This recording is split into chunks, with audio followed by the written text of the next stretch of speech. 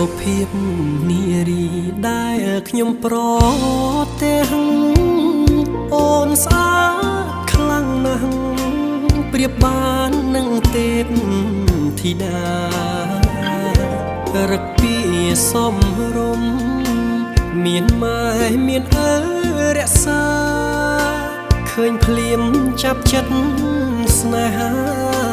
បុប្ផាក្រពុំលើតងបងអ្នក